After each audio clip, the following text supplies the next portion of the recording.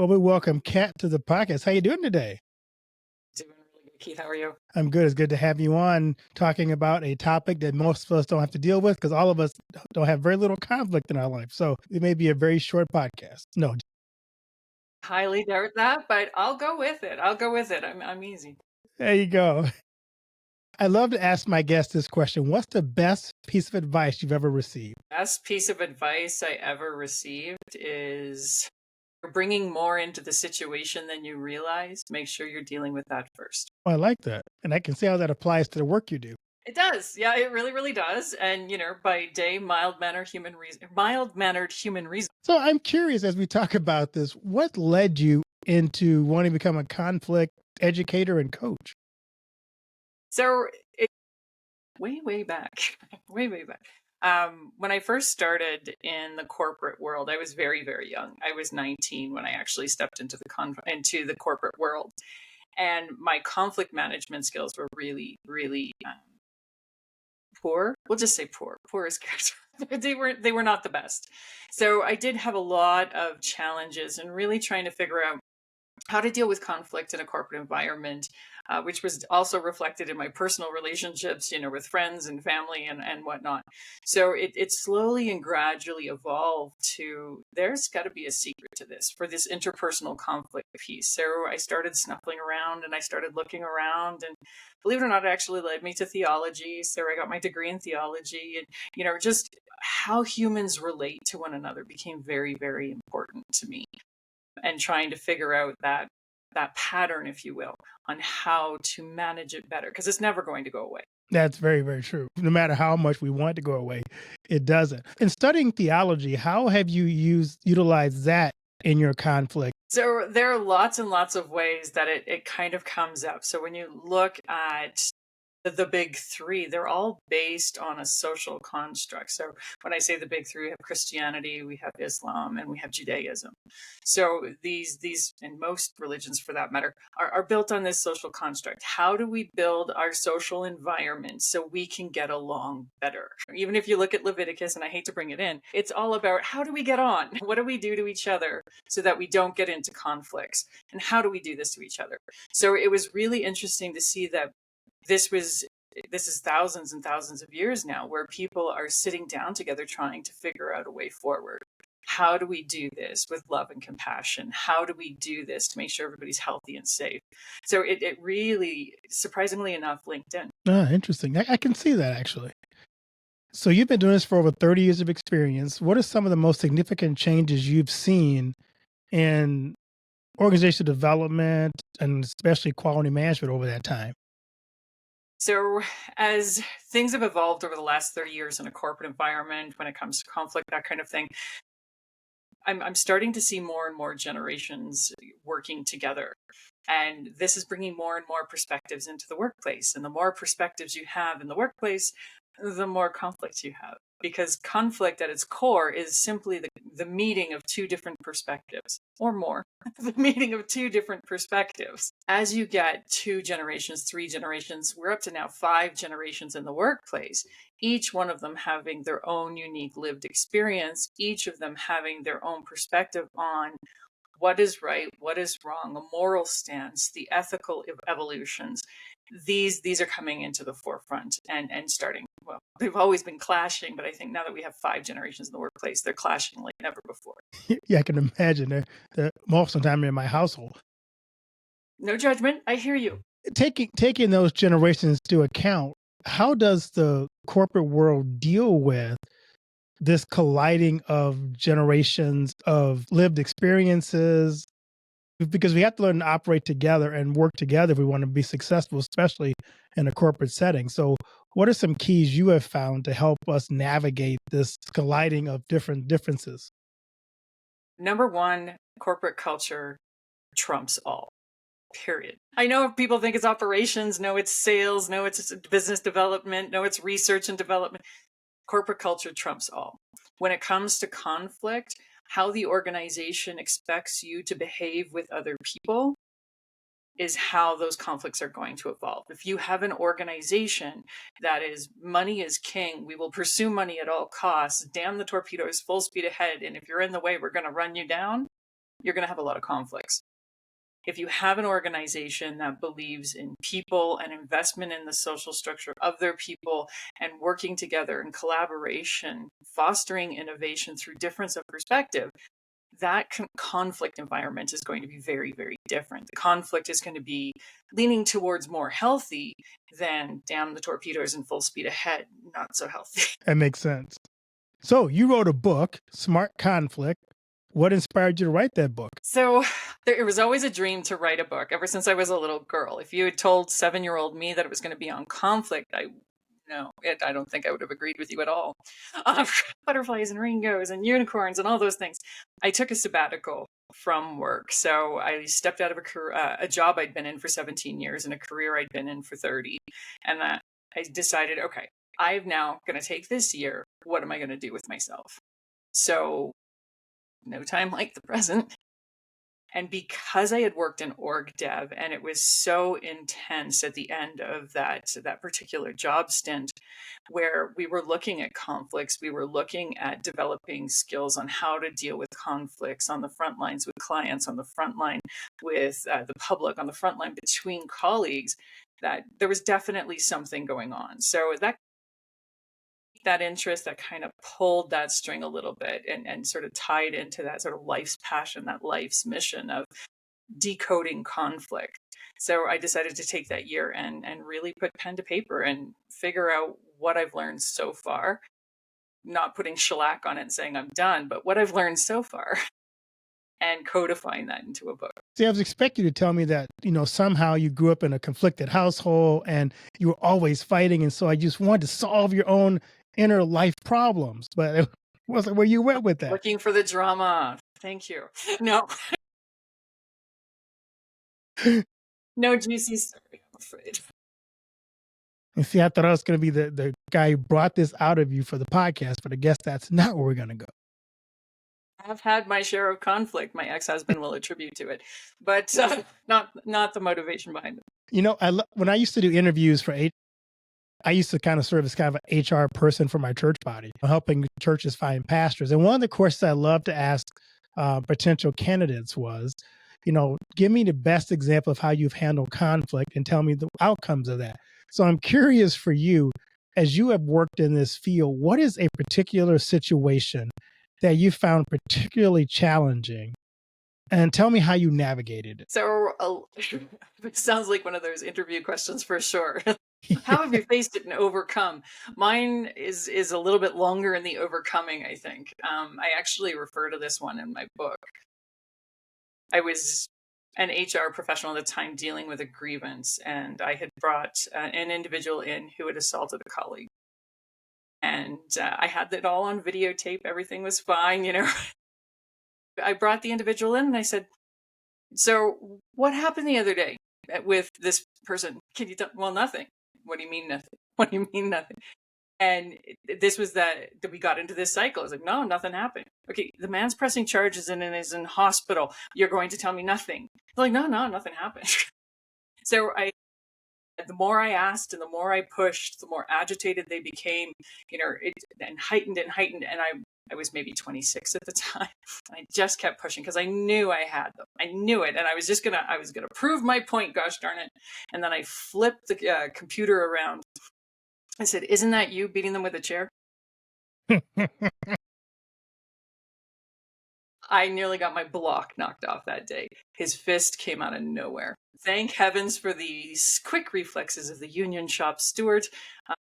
I saved my chiclets that day. They stayed in my head. I learned a lot that day. I learned, number one, beware of focusing on the goal alone. Sometimes there's more nuance here that you have to watch. Number two, body language is important. Watch for it. Because sitting and reflecting back on it, yeah, you could tell that there was some agitation building and it was not necessarily in what they were saying. Right? So how that's coming across and being able to read those nuances in another person became very, very important. And this was one of the big leaps that pushed me into, okay, so what is the solution? So what is the structure? that we can employ, that I can employ, that works for me. I'm not going to say it's worked for everybody, that works for me to prevent this type of escalation from happening again. And how do I engage with it so I can still reach goals that I would like, but do so in a more humane and healthy way? Most of us are honest about the fact that we don't handle conflict well. As you have worked in this field, what are some common mistakes, I guess I would say, that we make when we approach a situation where there is conflict? Absolutely. The first one that kind of jumps to mind as you're asking the question, because there's a lot jostling in there. The first one that really jumps to mind is that it's not the other person's responsibility to make you feel better. Your emotions are yours. The environment and what the other person does certainly impacts whether or not those emotions come forward, but those emotions are yours to control, and you choose to feel those moving forward. So I'm enraged and you're going to stop me from feeling rage. You're going to be disappointed in this conflict because there's nothing I can really do to make you feel anything you don't want to feel. Otherwise, the entire world would be happy. You'd be happy and they'd be happy and everybody'd be happy because I just want everybody to be happy. I can't do that. So make sure you're taking responsibility for your own emotions and not expecting the other person to fix them when you walk into a conflict. This is how those conflicts can just get protracted because you don't feel better. Curious, as you go back to that situation used as an example, what would you have done now that you have experienced it with conflict? What would you have done differently in that situation? Because it seems like was it the mistake you think you I guess the thing I saw was you were trying to get them to admit that they had been involved in an altercation. Was that where you maybe would did things differently now looking back on it? Very much so. So it brings me back to the absolute focus on winning. This is kind of point number two. Own your emotions. And if you're going in to win, you've already lost. In that example, I was absolutely going in to win. I was going in, this is the company structure, this is what's going to happen. And gosh darn it, you're going to admit it. And this was my goal. Not the best option. Don't do that. So when you're looking at a relationship, or when you're looking at a conflict, you really have to look at the relationship side of it. Even though the employment contract with this individual was going to end, there's still a humanness, a relationship that's going on between myself and that individual that I neglected to take care of in that instance. And that's something that I've tried to improve over the years. Am I saying perfect? No, absolutely not. But I'm saying we've definitely improved since I was 20 on. When conflict I've dealt with too, a lot of times people don't like to own up to their own part in the conflict. How do you, in your book, help people to realize, like you talked about before, I have to own my part of this? I worked a lot with couples in the ministry, and they'd come in and go, the problem is my husband or my wife. She's just terrible. And I go, well, but what are you bringing to the conflict? Well, nothing. I'm totally without fault. I'm not sure what you're talking about. So how do you get people to kind of internally look at themselves and go, yeah, I am bringing something to this conflict and I need to own that to be able to move beyond it. Smart conflict was actually based on an acronym I used in workshops. And the very first word, the S word, is situation. Understand the situation you're walking into. If you don't understand that, you're hooped. I love the fact that you brought up working with couples. I call it the toothpaste top effect. We're getting a divorce because she left the toothpaste top off again. That's not why you're getting a divorce. That's not it. There is so much underneath that toothpaste dilemma that's coming up. So really understanding the root cause. And that, to your point, means what am I doing to push into that situation? What am I doing to contribute to that situation or affect the dynamics of the situation resulting in that behavior? I mean, we hear all the time, well, they just push my buttons. They just know how to push my buttons. This is that environment, that dynamic that we're managing around the situation. I know you don't like X, so I'm going to do X and see what happens. I'm managing that dynamic because I'm dissatisfied, because you left the toilet seat up again, because whatever. I'm impacting that dynamic to push it along. So there's that self-reflection that's got to come through with conflict. One of the biggest questions I get is, how do I make the other person do whatever? That's the exact wrong way to look at conflict. You've got it backwards. What am I doing to contribute to this situation? And where do I want this relationship to be when I'm done with this conflict? Look at your input and look at your collective output.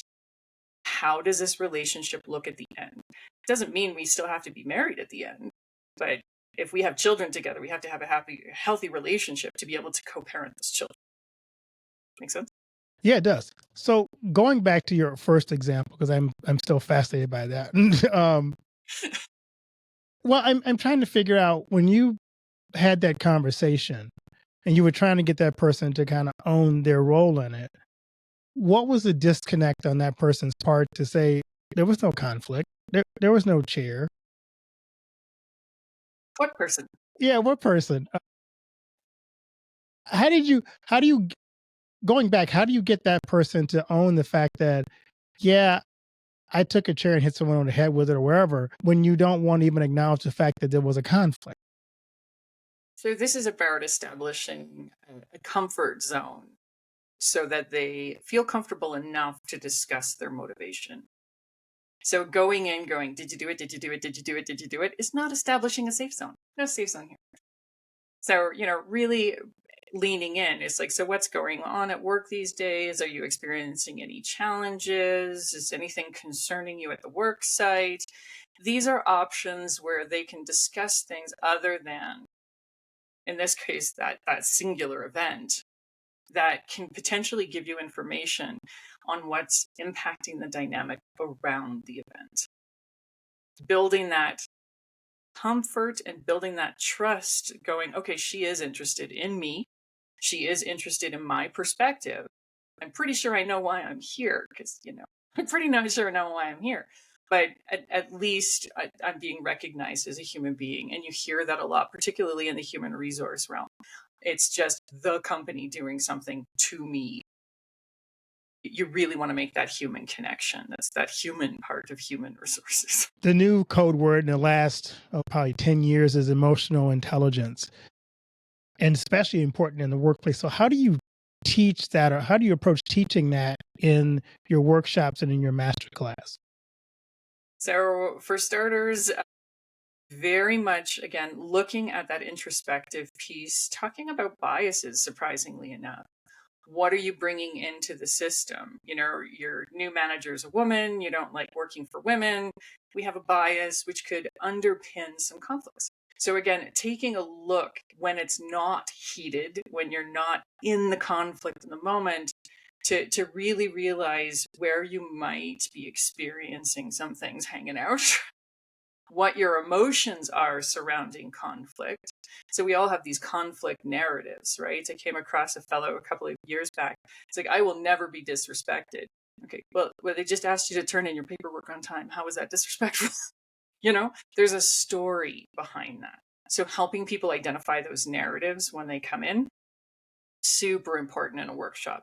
And then realizing, how do you say what you want to say and have those boundaries, which are perfectly healthy, in a way that's not going to offend the other person who has their own biases, who has their own narrative, who's bringing their own stuff to the table. So there's so many unseen facets when it comes to conflict that you have to be aware that are there. You don't necessarily have to know what they are. I don't necessarily need to know what your conflict narrative is to have a healthy conflict with you, but I do have to be respectful that you're going to come at this differently than I am. You're going to look at this differently. You've had different lived experiences. I mean, we're in two different countries. We have very different perspectives, and that's going to affect how we conflict. I'm guessing it's probably different depending upon male versus female. If men don't like being in touch with their emotions, I'm sure in this emotional intelligence part, it's probably not an easy conversation to have. So how do you work this into a situation where people don't like being in touch with their softer side? I love this question. I get this usually framed about, emotions don't belong in the workplace. I started working in the early 90s, very baby boomer. Emotions don't belong in the workplace. I cannot tell you how many people I've seen express anger or rage or throw something across a room. It's like, that's not emotion, I'm just angry. Okay. We're dealing with people. There is no way, there is absolutely no way you can divorce a human being at work from their emotions. They will always have emotions. So it's not about how do we deal with emotions at work. It's about knowing they're there, respecting they're there, and respecting the individual so that you can move forward together in a relationship towards common goals. I love that. So I just got to deal with my emotions. If you're telling me as a man, Anybody, because I've met a lot of women who do that too. So, once we get beyond being in touch with our emotional intelligence part of us, now we talk about culture and trust. And to me, that's one of the most difficult things to do too. You just talked about the fact that we have 5 generations all of a sudden working together. So as you have all those different people with those different life lived experiences coming together, how do you build a culture of trust in especially high stress situations like we're dealing now in the workplace? one of the books I love is Kim Scott's Radical Candor. It's about being empathetic yet honest. It's about keeping that goal in mind, but being fully transparent. If we have a goal and you haven't returned your report on time, this is not me about going and gossiping with the people in the kitchen saying, oh, Keith didn't turn in his report. It's about me coming in going, Keith, what happened? I needed your report. We're now behind. How do we move forward together? Absolute radical candor. I love the book, love the concept. There's a lot of gossip and that rumor mongering that goes into a workplace. And yes, gossip builds trust. It makes social boundaries. It feels really good because there's a huge dopamine hit when you gossip, believe it or not, which is why we do it so much. But it does undermine the corporate culture. It does undermine that trust. Being able to go to another person and effectively and openly communicate what you need and where your barriers are, your boundaries are, is super important in a workplace. And this starts from the top up. This starts on day-to-day interactions. So you're a boss to your subordinates, your boss to colleagues, colleagues to colleagues. Each and every interaction you have is an opportunity to build the culture you want. It's not about the CEO coming down saying, our corporate culture is this, and then planting the flag in the sand.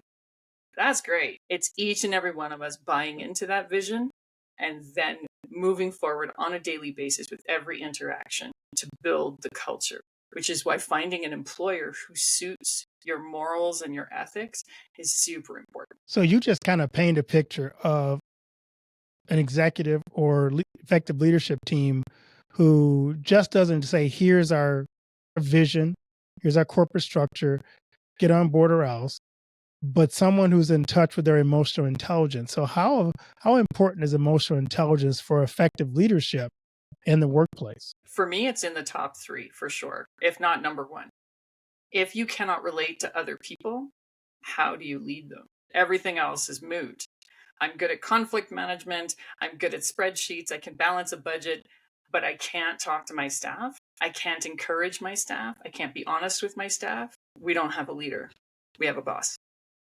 Somebody who's easily barking orders, but not so easily inspiring others. How do you distinguish that from someone who maybe have a different leadership style?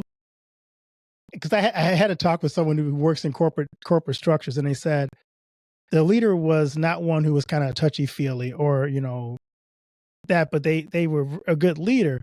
So they tried to change their personality to be more gregarious or more introspective or whatever it was, and the staff all thought they were drunk or something. They were on Lost their something. mind. Yeah. Yeah. So how do you incorporate emotional intelligence but not having to change who you are? So I mean, it's kind of a weird balance there. Of you don't want to be Dr. Phil. Please don't. How do you do that in a setting where you still remain true to who you are and being authentic? So I usually get quite a reaction when I say this. Empathy is not an emotion. Empathy is a choice. I don't have to feel what you feel to understand that you're happy, sad, in pain, angry. And I can recognize that and respond accordingly. I don't have to lose myself in your emotion to have empathy and be supportive. I'm blunt as a brick. I've always been as blunt as a brick. This is that personality style I think you're referring to. But it doesn't stop me from going, whoa, okay, I know we need to get these things done, but there's obviously something going on with you. What do we need to, what has to happen here? How do I help you? How do we get that support in? Empathy is a choice. So it's not necessarily balancing my emotions and changing my fundamental personality. It's understanding that I have to make the choice each and every day with each and every relationship, with each and every interaction, what level of empathy to choose to put into that situation. Makes sense because when I was in the parish, I was on the disc profile, I was a high D leader. And so I was very task oriented. Like we got to get things, this, and this done. And then I was always pushing, always pushing, always pushing. Even when we achieved the goals we had set, I was still pushing toward the next goal. I had to learn to step back and learn to celebrate the wins with the team. But then I could keep focusing on the next goal. Giant D on my lapel. Yeah. I hear you. So yeah, I think it's important that you can do that. You can still be who you are, but you got to realize everybody on your team may not be where you are yet. How do you give them what they need to make sure that the team goes with you on the next part of the journey or stays with you in the journey and you don't lose people along the way? There's assessments, the DISC assessment you mentioned is a really good way to sort of encapsulate this. When you take those assessments, it's about learning how you communicate so you can adapt empathetically. I've seen so many times when DISC or whatever other assessment comes in that I'm a D, therefore you have to talk to me like a D because this is my communication style. Or I'm a C, so you can't do that to me. It's really about that understanding that, yes, I respect you as an individual and you were well more than 4 letters on a template. And you're safe here to bring that forward. And then gauging your own reaction. I know I'm a D. Yes, I know you've just put up 17 risks and 700 reasons why we're not supposed to do this, even though we have to do it. I hear you. I get your anxiety. How do we mitigate some of it? Understanding we still have to do what we have to do. It's the making of the choices in the moment, not to make myself feel better, but to understand I have to work with these people for however long I'm going to be with this organization. And I still have to come in tomorrow and face this person. So what does that relationship look like on the other side? So when I'm talking relationships, I'm not just talking a husband to a wife, a parent to a child. I'm talking colleague to colleague, you to your barista. These are all relationships, no matter how deep or shallow. They're all relationships you're managing on a day-to-day basis. So, yeah. Yeah. What you do is really important. What's the most rewarding part of the work you do in conflict? I think the most rewarding part would be the confidence build. So going from the beginning of a workshop to the end of the workshop, it's been my experience that there's always at least one and hopefully more that have an actual physical transformation that you can see happening as we go through the process, as we do the engagement, as we do the role play, as we apply the tools we're learning, as we gain more self-reflection. There's almost a blossoming that you can see with at least one person in the room. And I think that's why I do it. If I can change the perspective and make one person more confident to establish their boundaries and respectfully deal with other people, it's been a good day. Love that. So you're a coach as well, and you're part of the National Coaching Federation. I've considered going through the training, but I haven't yet. I was just a baby coach. I'm an ACC. Yeah. So tell us about that process, and if somebody's interested in doing that, because there's a lot of aspects of coaching, but that is a licensing group that helps you get credibility in the coaching realm. Very much so. So the International Coaching Federation is very big here in North America. They provide standardized training, a set of ethics and policies that a coach has to follow. The coaching industry, while booming and huge, it doesn't necessarily have the same constraints, say, a therapist does or a psychiatrist does. They don't have that same body of knowledge that they require. They don't have the same regulations that they require. So the ICF does provide that framework. The ICF also does provide ongoing professional development and networking and community for coaches, because coaching is typically a very independent kind of thing, you with your clients. You don't usually have a really big office where a bunch of coaches can get together and chat things out. So becoming a member of the ICF helps with that. It helps connect you with other people who have similar experiences, yet from different perspectives. Broaden your horizons in that respect. So I found getting an ICF certification, it was great for the education piece. It made a lot of great connections. Where I'm finding the most value is within the membership itself and participating in the community and getting that feedback that's driving me to be a better coach. I love that. I'm curious, as you've spent some time in this field now, as you look on the horizon and the emergence of conflict in the workplace and the world, what are you seeing as the future of conflict resolution? So I see this in my day job. Like I said, I'm a human resource manager by day. It is coming down to that relationship management, the old style command and do type of leadership. You will do this, and then they do that. It's not. There are very few industries you're going to find that in still.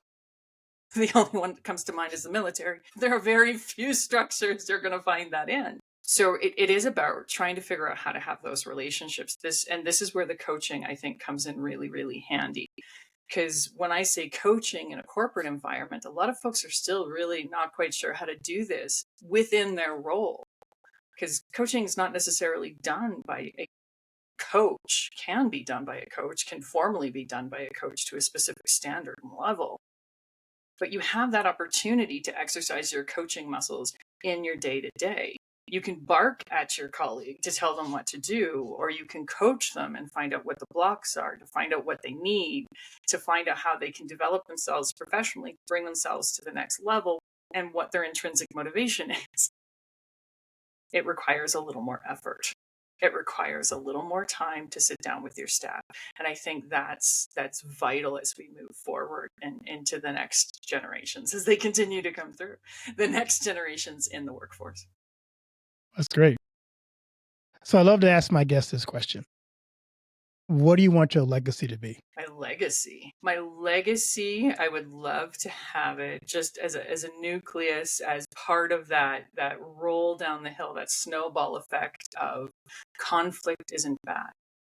Engaging effectively in conflict can make you healthier as a person, healthier in your relationships, healthier at work, and move you forward in life, and stop getting stuck and stop feeling like a doormat. And I really want to be part of that transformational change, even if it's just a little part.